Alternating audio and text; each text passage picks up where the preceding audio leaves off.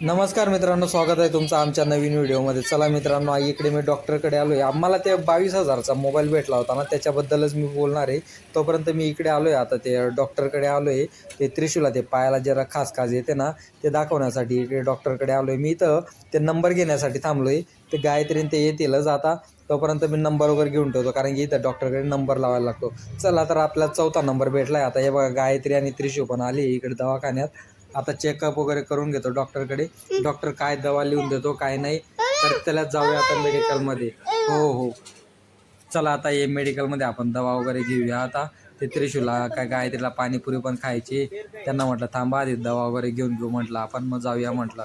आता ते मोबाईलबद्दलच बोलणार आहे मित्रांनो मी. म्हणजे घरी गेल्यावर आपण निवांत बोलू, तसं काहीच नाही आहे. आता फक्त मेडिकलमधून ते औषधे वगैरे घेऊन घेतो मी, मग आपण घरी गेल्यावर आरामात बोलूया आपण. चला, तर आता यांना पहिले पाणीपुरी खायला घेऊन जातो, मग आपण बोलूया.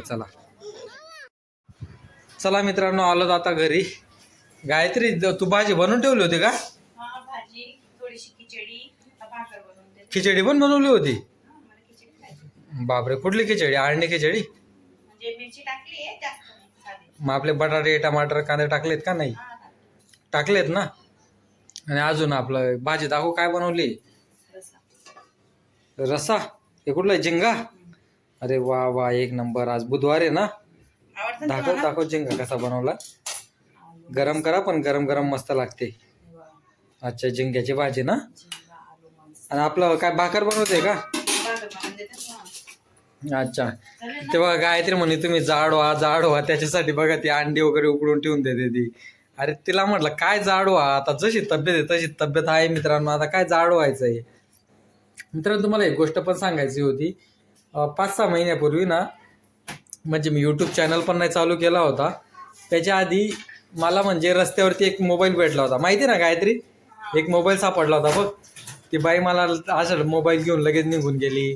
बोललेली पण नाही ते तुम्हाला. हा, तुला ती गोष्ट सांगितली होती ना. तर मित्रांनो, ते यूट्यूब चालू करण्याच्या आधी असा किस्सा घडला होता.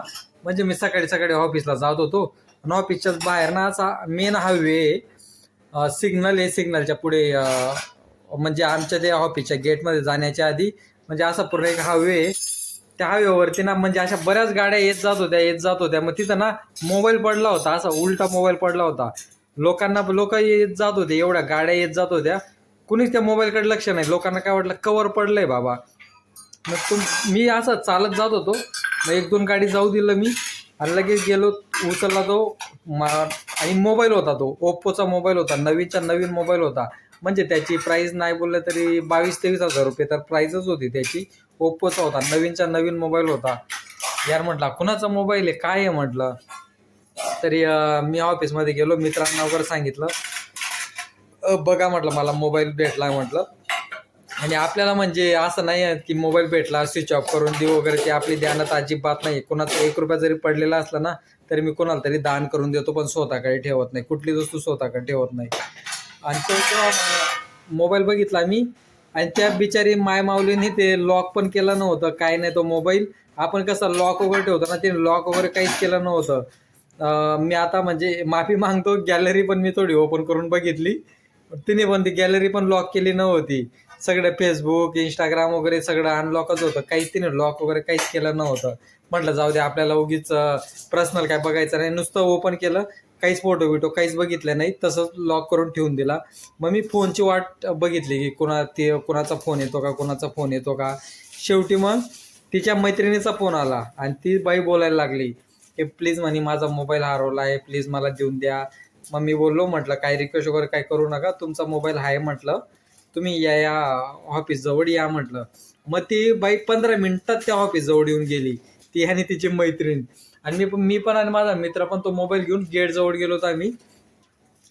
ती बाईचा ॲटिट्यूड बघा तुम्ही. मी मोबाईल असा बाहेरच काढला, फक्त तिने डायरेक्ट ना असा घेतला, असा पटकन हिसकून घेतला, आणि डायरेक्ट निघून गेली ना. थँक्यू बोलली ना काय.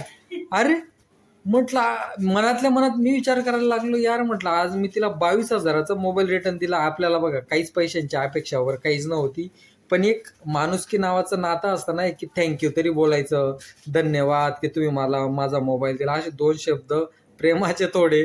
यार म्हटलं म्हणजे प्रेमाच्या अरे प्रेमाचे म्हणजे हा. ते प्रेम नाही का गायत्री, असं आता समज तुझा मोबाईल हरवला असं तू बोलली असते ना. नाही असं आली असती एवढ्या काळजीमध्ये चिंतामध्ये, बरं झालं दादा देऊन दिला, तुम्ही माझा मोबाईल तुमच्या जागेवर दुसरे राहिले असते दिला नसता. हा असं तेच तरी काहीतरी हो तेच ना, मग यार म्हटलं मी Thank विचार, you वगैरे असं काहीतरी. हा मी विचार करायला लागलो यार, म्हटलं असं काय आहे? जाऊ दे, मी पण थोड्या टायमासाठी विचार केला, जाऊ दे म्हटलं, ते बिचारी काय टेन्शन मध्ये असेल, तिला एवढा 22,000चा मोबाईल रिटर्न केला आणि समजा मग दुसऱ्यांच्या हातामध्ये पडला असता, त्यांनी काय मोबाईल स्विच ऑफ वगैरे करून घेतला असता आणि घेऊन घेतले असते घरी. काय कोणी नाही देत या जमान्यात, कुणी नाही मग होत या जमान्यात. कोणी म्हणजे काय सांगू आता त्या बाईला मी, जाऊ द्या म्हटलं, ते जास्त पण वय नव्हतं त्यांचं, ते 31-32 वय असेल त्यांचं, लग्न झालेलं होतं त्यांचं. मी पण आपलं जाऊ दिलं म्हटलं, जाऊ दे, एवढ्या ॲटिट्यूड मध्ये गेलेत. मग मी तिथल्या सिक्युरिटीला बोललो, ते सिक्युरिटी पण मला बोललेत, बोलते देना ही नहीं चाहिए था बोले उसको मोबाइल, इतना एटीट्यूड में वो चली गई. तो मतलब जान दो सर, मेरा जो कर्म था वो मैंने कर दिया, वो बाकी का उसका देख लेगी वो. बरोबर की नाही? मग तेच एक माणूस की नावाचं काहीतरी असतं ना गायत्री. लगेच तुला सांगितलं होतं ना मी, हा, घरी आले होते ना तुम्ही. घरी आलो होतो तेव्हा तुला लगेच सांगितलं होतं ना. तू तेव्हा जर माझा युट्यूब चॅनल चालू राहिला असता ना गायत्री, मी नक्की असा व्हिडिओ काढून टाकला असता की बघा मला मोबाईल वगैरे भेटला, असं कुणाचं असेल तर घेऊन जा. आणि तुला माहिती आहे का गायत्री, ते पुण्यामध्ये पण ना ती कचरा वेचते ना, जे आपले BMC वाली जी लेडीज होती कचरा वेचणारी, BMC नाही सॉरी, आपली पुणे महानगरपालिका, पुण्याची न्यूज होती ती, मुंबईची नाही, मी चुकून BMC बोललो, पुण्याची न्यूज होती. ती बाई कचरा वेचता वेचता तिला एक बॅग भेटली आणि त्या बॅगेत किती होते माहिती आहे? 11 लाख रुपये होते. कॅश होती, कॅश 11 लाख रुपये. तरी ती लेडीज एवढी इमानदार होती ना, तिने ती बॅग रिटर्न देऊन दिली. कुठे पण तपास लावून पोलीस स्टेशनला ती बॅग जमा केली आणि ती बॅग रिटर्न दिली. आणि ती बॅग रिटर्न ज्याला दिली ना, ज्याचे पैसे होते, त्याने किती द्यायला पाहिजे होतं त्या लेडीजला पैसे? एक बक्षीस म्हणून किती द्यायला पाहिजे होते? द्यायला पाहिजे 5-10 हजार रुपये, काही द्यायचे नाही. 5-10 हजार रुपये. 2-1 बिचारीने, त्या मायमाऊलीने 11 लाख रुपये त्याला रिटर्न केलेत. हा, आणि त्याने बक्षीस म्हणून काय दिले? 1100 रुपये आणि एक साडी. अशा अशा चांगल्या माणसांना काय भेटतात मला तेच समजत नाही गायत्री. हा, समजते दुसरी बॅग, नाही घेऊन जाईन ना तुम्हाला. हा एक भाग हरवून जाईल ना. आज समजते बॅग जर दुसऱ्यांच्या हातामध्ये गेली असती, काय केलं असतं यांनी? हा, लिहून घेतली असती, त्याचं भलं होऊन गेलं असतं. भलं होऊन गेलं असतं ना. 11 लाख रुपये आजच्या जमान्यात, 11 लाख रुपये भरपूर झालेत ना. हा, जास्त पाणी पडलं. काय आला? आणि जास्त तू चुलीवर किती मस्त भाकरी बनवते गायत्री. मग इथं चूल नाही बनवू शकत का आपण गॅलरीमध्ये? हा, तिथं पाठच्या गॅलरीमध्ये चूल बनवून टाक. भिंती काळ झाली ना, ते रुमाली मला काढून दे. तेच मित्रांनो, ते बघा ते त्रिशूला ते पायाला थोडे असे पिंपल सारखे येतो ना, तिला नुसतं असं पायाला खास येत होती ना. चला म्हटलं डॉक्टरकडे घेऊन जाऊ म्हटलं. तेच तुम्ही तर बघितलं, आता डॉक्टरकडे वगैरे गेलो होतो, नंतर ते मेडिकलमध्ये गेलो होतो. त्याच्यानंतर गायत्रीने त्रिशूने ते पाणीपुरी वगैरे खाल्ली, माझी बाची पण होती सोबत, पाणीपुरी वगैरे खाल्ली. आता थंडीच्या दिवसात लोक पाणीपुरी, आणि त्याच्यामध्येच गायत्री बोलते उसाचा रस पाजा म्हणी. एवढ्या थंडीमध्ये उसाचा रस पिशील?